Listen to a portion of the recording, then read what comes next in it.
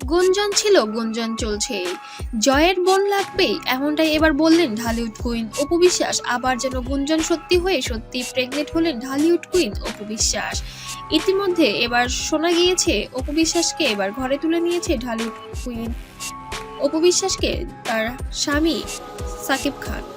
সে অবশ্য প্রাক্তন স্বামী হলেও এবার যেন তার বর্তমান স্বামী হয়ে জীবনে আবার ফিরে এসেছে নতুন করে। 2025 সালে যেন নতুন করে জীবনযাপন শুরু করেছেন এই দম্পতি।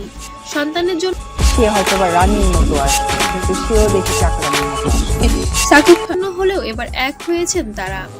তবে বুবলির জন্য তাদের মধ্যে কিছু টানপোড়েন ছিল এবং বেশ কিছু তিত ভাব ছিল। এখন যেন সবকিছু মধুর মতো মিষ্টি হয়ে উঠেছে এবং এরই মধ্যে যেন আরো একটি গুঞ্জন দিয়ে দিলেন ঢালিউড কুইন। উপস্থাপিকা তাকে প্রশ্ন করেছিলেন, বাবু পেটে আসার পরে এই প্রথম খবরটিতে আপনি কাকে দিয়েছিলেন? তখন এক বাক্যে উত্তর দিয়ে বলেন, আমার শাশুড়ি মাকে আমি এটা আগেই জানিয়েছিলাম।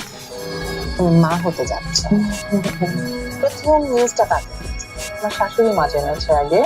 সাকিবের মা সবসময় চেত তাদের সংসারে একটি নতুন মানুষ আসুক এবং সে আবারও এমনটাই একটি ইচ্ছা প্রকাশ করেছেন আমার কাছে।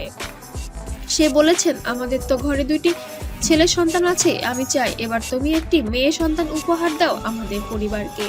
আমাদের পরিবারে যেন আরেকটি মেয়ে হয়ে গেছে। আমার অপু বিশ্বাসকে দিয়ে সে একবার দেখা আমার সাথে করেছে, ছবিটাও তুলেছে, সেখানেও কিন্তু সে বলেছে এর আগমনের খুবই প্রয়োজন এবং তোমাদের সংসার সুন্দর এবং সুসংগঠিত হবে এই মেয়ের মাধ্যমে।